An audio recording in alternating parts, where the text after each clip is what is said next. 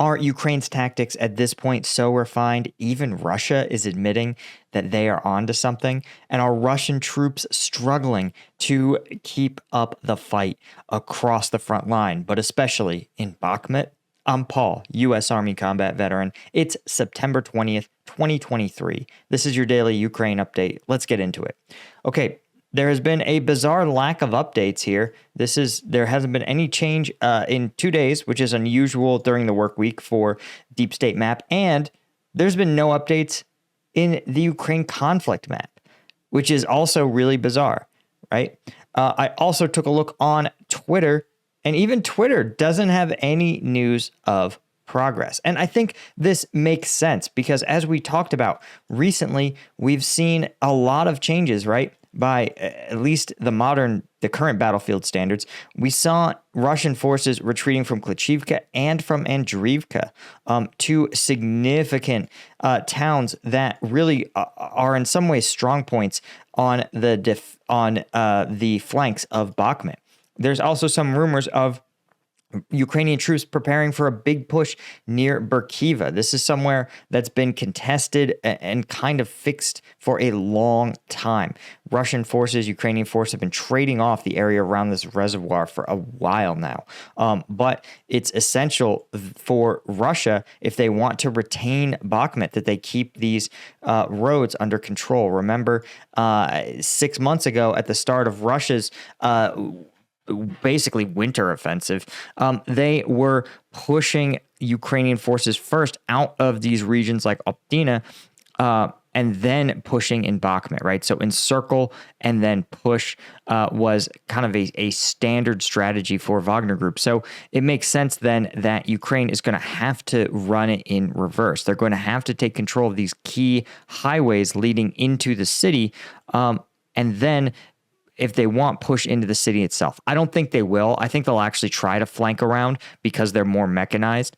But I think the core notion is that when you've made gains, right, in this conflict especially, you've got to consolidate them, and you have to dig in your positions, move forward your artillery and support capabilities, and then recon the enemy positions that you're going to take next, right?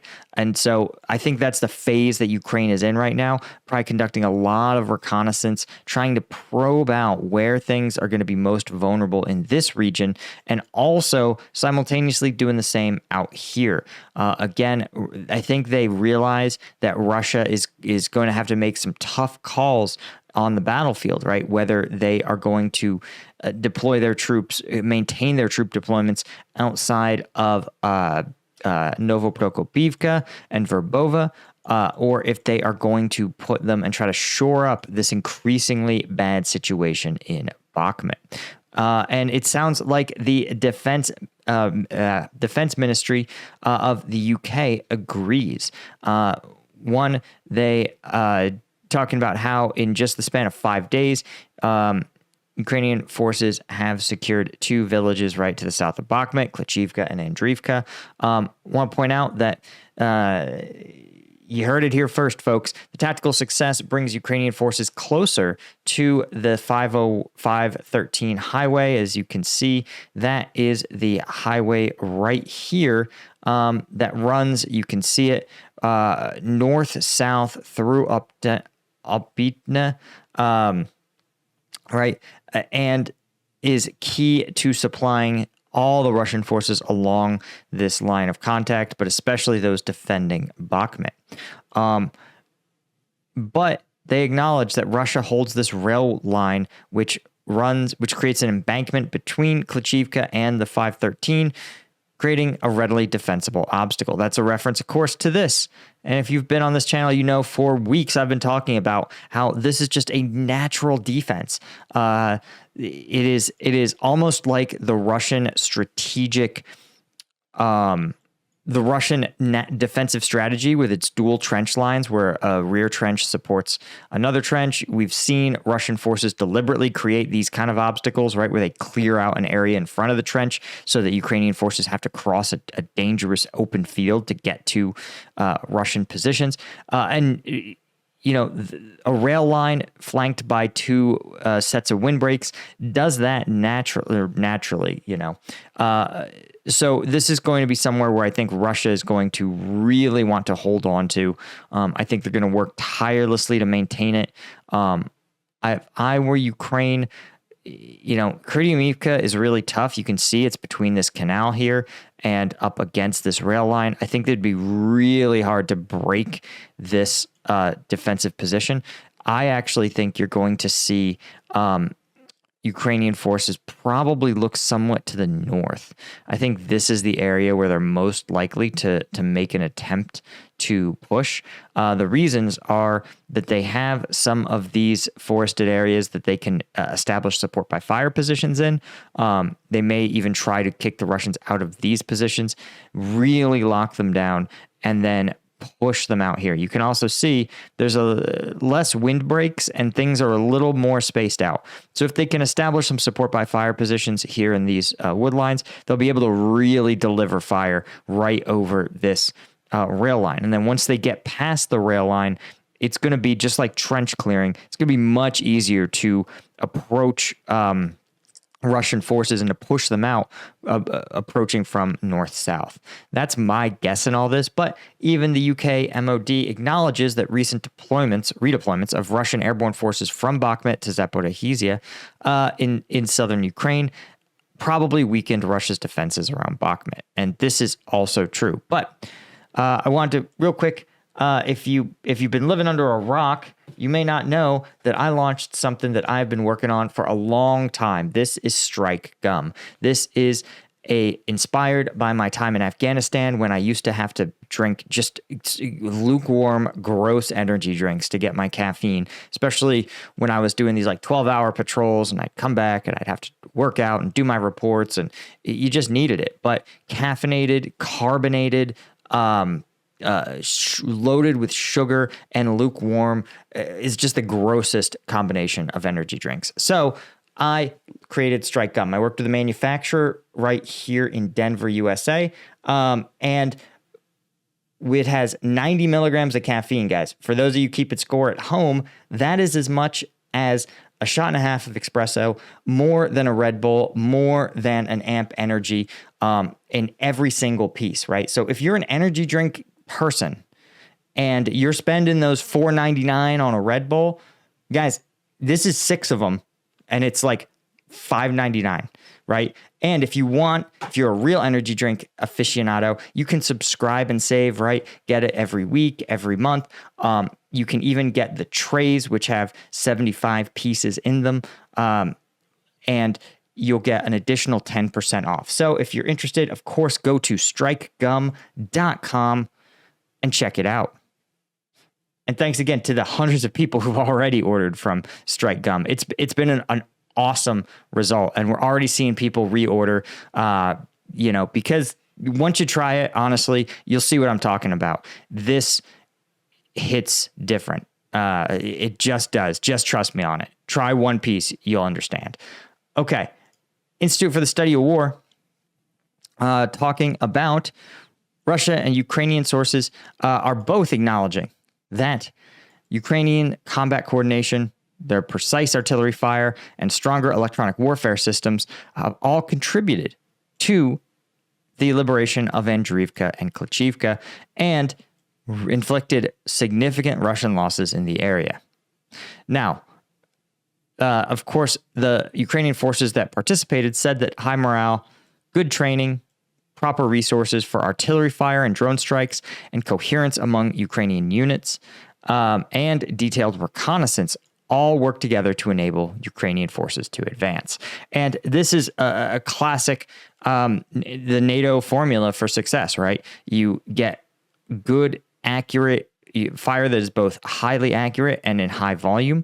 You use your drones for reconnaissance, and of course, interoperability, right? Coherence between Ukrainian units. This is detailing who is where, who's advancing, how can I support these advancing units, who needs cover, who needs concealment, right? Who needs an enemy position suppressed, or who is suppressing an enemy that allows you to advance. All of these things you can plan for, but reality always gets a vote, and the ability of units to share information and support each other, it is a game changer when you're especially when you're facing units that struggle to do that. Right. One Ukrainian commander said that the various Russian units defending the area really lacked the same level of cohesion.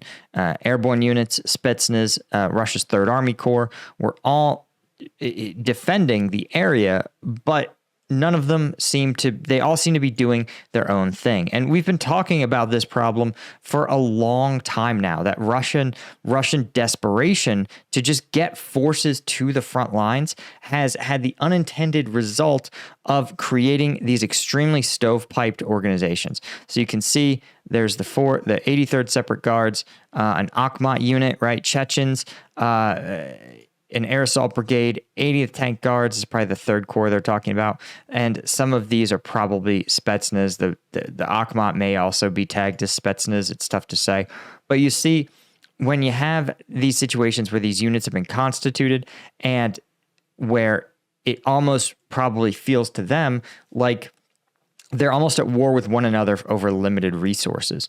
Combine that with poor training and no unit cohesion, which, if you've been on Combat Vet News, you saw some up close and personal looks at just how bad the Russian unit cohesion is right now. It was really pretty terrible to see how just selfish Russian troops are when under fire. Right there, even a Russian mill blogger claimed that Ukrainian artillery units south of Bakhmut are increasingly accurate and precise, enabling Ukrainian forces to safely shell Russian advances closer to Ukrainian positions, right? The closer you can get these fires, right? The idea is that in some of these light infantry advances, that the fires actually are like a broom sweeping the enemy, suppressing them as your infantry advances. And so if you have the broom sweep, a long pause, and then infantry going in like World War I style, right? That is more easily dealt with than if the infantry advances within minutes or seconds of the artillery passing over your position. So that the more you can do that, the more effective that artillery is. And the mill blogger even claimed that Ukrainian forces have advantages in aerial reconnaissance and stronger electronic warfare systems. Another mill blogger with close ties to the VDV said that the 83rd Guards were now reconstituting in rear areas, and that the 31st Guards VDV continued to defend near the settlement. Russian mill bloggers claimed that there's also some Third Army Corps elements operating in and around Bakhmut, but that it seems like a lot of them have been pretty crushed by this assault. And it was only a matter of time, right? Russia had robbed a lot of personnel from these units, a lot of material to fight in Zaporizhzhia. And the fact is, you can't make combat units that anemic without dealing with consequences. And there's a point where a brigade is so anemic that the remaining forces are going to be at greater risk. Think of it like what's going to be more effective. Let's say you had to fight a Ukrainian company, 200 soldiers. The worst possible way to do it would be to send one soldier in at a time, right? Even if you outnumbered them, sending in one soldier at a time would be comically easy for them to best your unit, right? The second worst plan would be to send two soldiers in at a time. And so you see how that process, if you have a unit that's a brigade, but you've robbed it of 40, 50, 60% of its combat power, you've robbed it of its artillery and many of its enablers, then that's functionally what you're doing. You're throwing a fraction of your brigade's full combat power into the fight, and the result is that the remaining combat power is less effective. It's you have half a brigade's worth of people is not going to be as 50% as effective, right?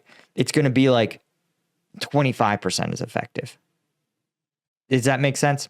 Anyway, guys, thanks to everybody, especially the members of combatvetnews.com, our colonel tier members, our lieutenant tier members, and all the members of Combat Vet News. I will see you guys in the next one. Cheers.